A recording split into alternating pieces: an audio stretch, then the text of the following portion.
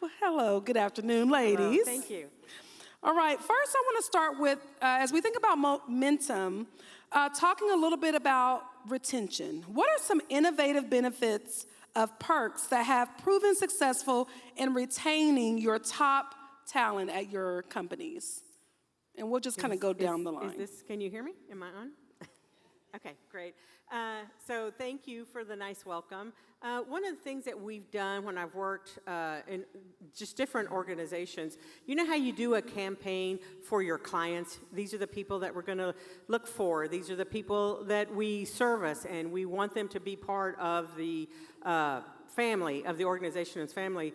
We would do directed campaigns called Keeping Your Keepers. So who within your organization did you know was going to be a future leader of the organization? What were you going to do to create depth? We would get to know them. We would make sure that they would get education or continuing education in the areas that they wanted to go in. And the other thing that I think was really important is we connected with them as a family. Their spouses, their kids, we talked to them. Some of the firms that I worked at were CPA firms, so they would have like tax season where there was grueling hours. We would send food home or would send food to the family when they were busy so that they could have an hour to chat before the accountant had to go back to work. And then the other thing, we would send him or her, the CPA, we would give them presents to take home to their kids. You know, because, hey, daddy's or mommy has been working long hours. So we would make that connection, but we would learn what their aspirations were. But it was a directed campaign that we would do internally. Nice. And I heard her say the word family. Yeah, good. Yeah. That sounds great. Well, you know, it's interesting. As a long-term HR person, I always think about the fact that we spend so much of our time in the workplace. So how can it be a place where we want to go to and not like have to kind of get up and dredge to go to? And so this whole thing about belonging, which is what you all have heard about, and an inclusive workforce. And so belonging really says, when I come to this workplace, I feel like I belong here. And that's important because then when I feel like I belong somewhere, I'm creative, I'm productive. And so let me also stop just for a second. I really, even though I worked for larger companies, when I retired and started my consulting business, I focused on small and medium-sized businesses because they really don't get the kind of service that a bigger company gets, but they still need the same HR practices. So you do need to create environments where your people feel like they belong. You do need to create environments, and that's exactly what she was talking about in terms of what they do. Environments where people feel like they're included, and that's important. And so one of the ways we can talk about that some more, but those are just sort of my initial thoughts, is to say to you as a business owner that you need to be thinking about. I said to someone at my table, it's really hard when somebody comes and leaves in 3 weeks, leaves in 2 months. How disruptive is that to your business? And then thinking about why did they leave? So if they didn't feel like they belonged, if they didn't feel like they were included in that business, in your business, then that's the result. Thank you. I Inclusion. think I'm going to pick up on what Cheryl said, maybe the how you go about that. And that's really listening to your employees, and that's with surveys. Do your benefit surveys, do employee engagement surveys. Some of the questions you can ask when it comes to belonging are, you know, on a scale of, I feel heard, I feel recognized, I feel respected by my coworkers. And understanding also when you go back to your high performers, even critical talent, key skills, understanding what's valuable to them. Is it meaningful work? And then once you understand and have those checkpoints on, and I would suggest a quarterly basis, just talking to your employees as a manager, as a leader, and understanding what is meaningful to them and why do they come to work and how can you connect the business objectives with their purpose. So important to feel seen and heard. How can companies really ensure that their policies and practices, and in this ever-changing society, are inclusive and appeasing to employees across all age groups and all generations? And we'll start in the middle with Ms. Cheryl. So it is a big deal that we have 5 different generations in the workplace. It's funny, maybe 10 years ago, the actual number of baby boomers was the biggest number of employees in the workplace. Today, it is millennials who are, and that's your 25 to 35-year-old. They think very different. And by the way, I have a 35-year-old, so I know. They think very different than I do. But how do we all get the work done? That's really what we want, no matter what age we are. We do have to consider that each of those groups think differently. So thinking about how we want to approach each of those groups, the same expectations no matter what their age is really important.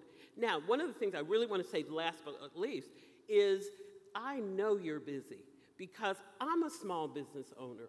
So I do it all, and you do it all. But you cannot not pay attention to your people. You just can't do that. So keeping in mind that no matter how busy you are as a small business owner, you're doing it all, I know that, but paying attention to your employees, talking to them, as she just talked about, is just critical in order to be successful. Great. Yes, so I actually want to take it one step further beyond just age groups. I think thinking about your employees, your employee population in terms of gender, race and ethnicity, family status, all of the identities that a person can have. And what we did at my last employer was we had a culture committee. And so having that engagement, that belonging, is not HR's responsibility. It's not office management's responsibility. It is the leadership responsibility. And so to have leadership support, to have a diverse committee saying we are going to bring in all of these different perspectives, this is what's important to employees, I think that's how you can get an engaged workforce. Thanks. And Bellman? So just so that you know, I was a chief financial officer to accounting firms for many years, and I knew that with the different generations in the workforce, it became very difficult to say, how do we make these employees happy? And we would stumble with that. And once we kind of shifted our mindset to say, how do we make them successful at our organization? But it reminds me of if you bear with me, I'll tell you just a little quick example. How many of you know Cesar Millan, the dog whisperer? Oh, yes. You know, he comes in because he's going to fix a bad dog or whatever. Do you notice what's the first thing he does? Is he starts working with the owners of the animal. So I would say in order to, if you're trying to get everybody lined up, and how you know if they're successful is because they're moving the numbers of your business and going the direction that you want them to go in, is what are you doing as the owner, as the leader of that organization? Are you somebody that you would work for? Are you giving them the tools, the technology that they need to be successful? Because you want them to be as invested as you are in moving that company forward, and aligning that with their success at your company is, I think, makes it a little bit easier than trying to think of 5 different groups in a workforce, because what you need to do to make them successful can kind of go beyond all the different personalities and the things that come with it. You'll have to make adjustments for each person because everybody's different, but you all have a common goal. It's to move the company forward. Yeah. Can I just say one Sure. quick? So we all think pay and benefits are the crux, and they're important. And they're important to our newer employees coming in. But I can assure you, if the culture and if the environment is not inclusive, they'll find that same pay and benefit somewhere else. So, just want to say Yes. that. So it sounds like creating that culture of cultivating success and longevity, hopefully, while they're there. We're going to switch gears to workforce development, because as we all know, the landscape has changed. When it comes to our workforce and workforce development. What are the most effective strategies for identifying and nurturing high potential employees when you think about workforce development? And we'll start down here, Alexis. So I think that it starts with an intentional system of identifying your talent. And that begins with something that we call, at least in my past life, is a talent review. And so what you do is you have to prepare, and your HR team or maybe somebody else can start that process, and you identify your high performers, your critical skills, your key talent, and your high potentials. And then there is a systemized approach to looking at that talent. When are they ready? What skills do they need? How long is it going to take them to develop that? And also creating a format where that talent is seen by other departments. What I don't like about some talent reviews is that maybe only marketing gets to see that talent, but maybe somebody in marketing wants to try something out in operations, or maybe they want to try something out in sales. And so being able to make that talent visible, then having the communication with them to say, these are the skills that you might need, and we think it's going to take 6 months, and being very intentional and deliberate about providing them the resources and mentoring that they need to be successful. Great. Yeah, we'll And just then go let this them way. do their jobs. Yes. Let them do their jobs. You know that many of you, like I'm an HR person, so of course nobody can do better than me. But if I want to run a business, I need to find good talent, and then I need to let them do their jobs. I need to guide them, I need to coach them, and those are pieces that you need to learn to do, but then I need to expect that they're going to do their jobs and actually help my company make money, which we'll all benefit because we're a small business. Ask the question again, just to make sure that I'm going to land on. What are the most effective strategies for identifying and nurturing high potential employees when you think about workforce development? Okay, I just want to make sure my answer was good, Matt. Of course, I'm a numbers person, so what I'm going to recommend to you is to use data. Data is feedback. Data should tell you what you should do more of, what should you do less of. And I'll tell you, when we would look at somebody and we would think, man, they're not a good performer, what are we going to do with them? We would get into the data, and it's easier to address someone to not say, you did this wrong, you need to do this better. You can just look at the data, and we would find maybe they weren't, some of the tools that they were having to use wasn't benefiting them. Maybe some of the clients they were servicing, maybe the issue was with the client. It became less personal, but that data gave us the feedback and also helped us to say, look, there's a gap here, and this is how we're going to help close the gap for that person. So I would recommend using data because that's how you're going to validate, does this person realize what it is they need to do? What's their piece of the pie? And then are you doing everything that you need to do so that they can bring their half of the equation to do the job, right? It's way less personal, it's easier to talk about, but when you look at data, that's probably your starting point. Yeah, I think about the strengths finder and connecting people to their strengths and making sure they're also, as Jim Collins says, on the right seat, on the right bus. Correct. So important. This specifically, I want to hear from Bellman. What are the biggest challenges in measuring productivity metrics in a current business era that we are in? What's the biggest challenge you see? The first thing I would tell you is, are you measuring the right things? Right? Do you know, if I want to go from A to B, what is it that's going to take me to get from A to B? Am I measuring the right things?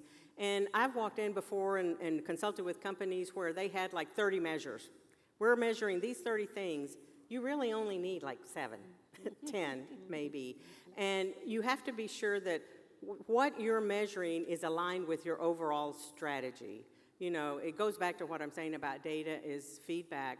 But the thing about it is there's a definition of performance. And performance is activity plus results equals versus a goal. So you want to measure somebody's activity. You know, what are they doing, that behavior part, what are they doing? Because are they doing it, are they doing what you need them to do? You need to measure results because are they getting the results that you need? So then versus a goal, that tells you, do they need to do more or less? So let's say someone's performance is the number 11. Is 11 versus 12, is that a good number? Or is it versus 3? So you always have to have that definition of behavior plus results versus a goal. That's the definition of performance, and that's what you're trying to measure. And I'll open the door if anyone else wants to answer that or give any insight to that. Yeah, well, I've always talked about data. In fact, in bigger systems, there are human resource information systems that really aren't just there to pay people, but they're there to provide us data. So that's a bigger system in a bigger organization.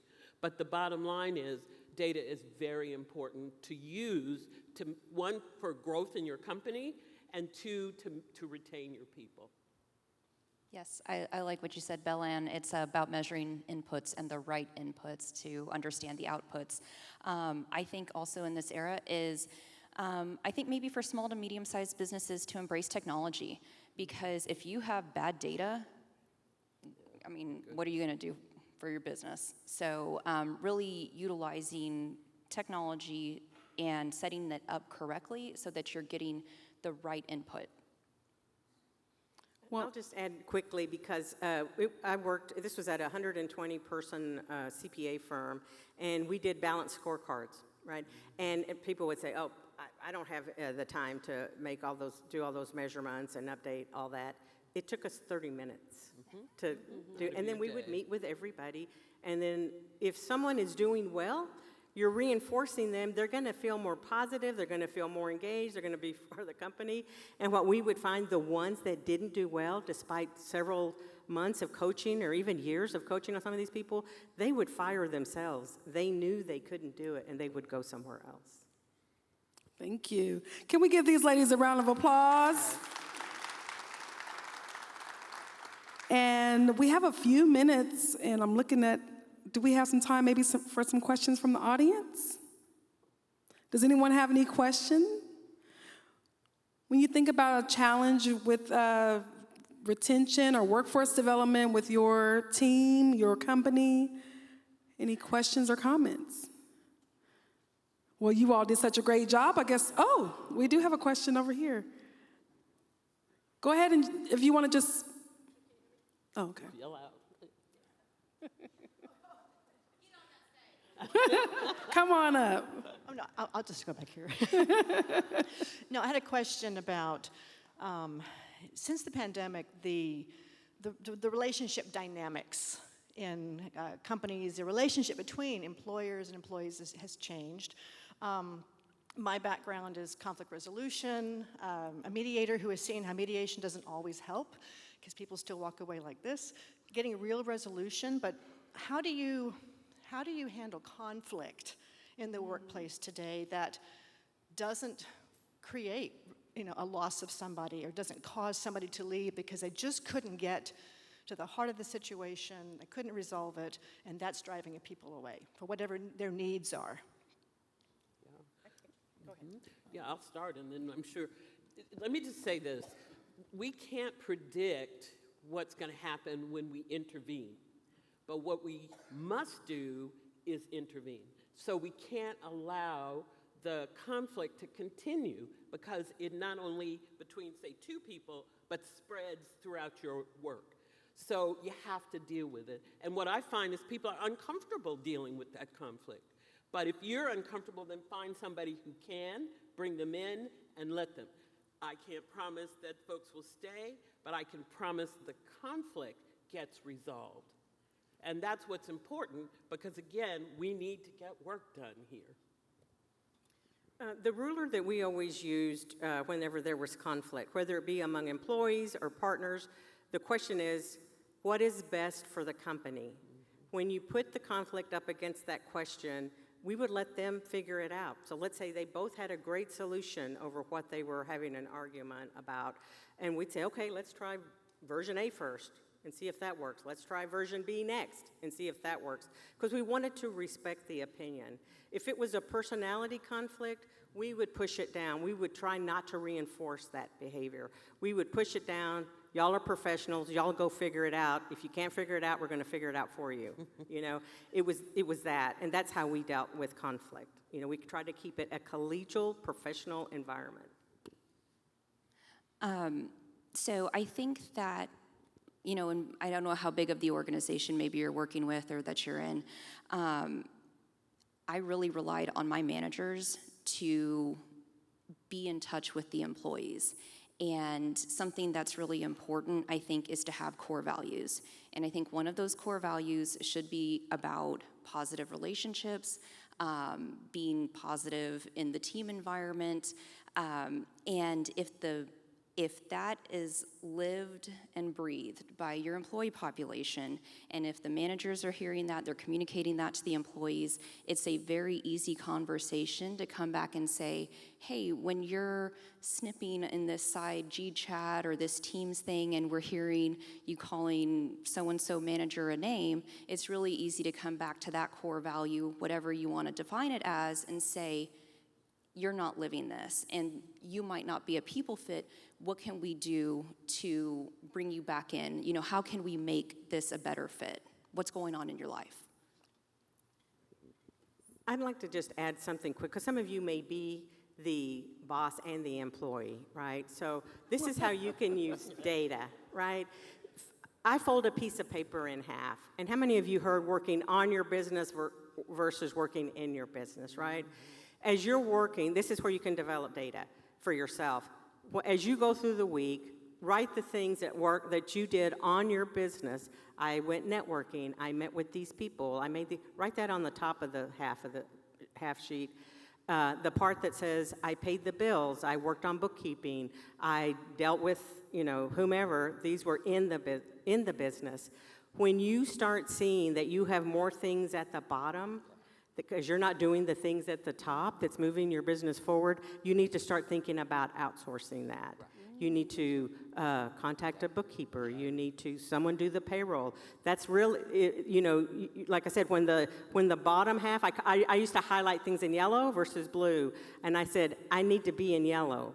I need to do more yellow things than blue things. When the blue things take over the yellow things, I need to rethink this. Hope that helps. Thank you. I see another hand over back here. Yes.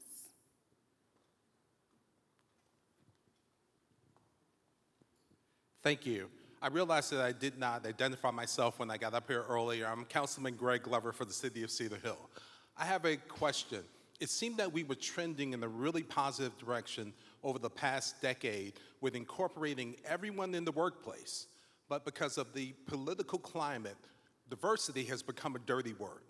How do we take back the positive aspects of diversity and return to that track of incorporating everyone in our workplace, because there are great opportunities, and a diversity of ideas leads to a diversity of solutions and ultimately making more money. So how do we reincorporate diversity into our workplace?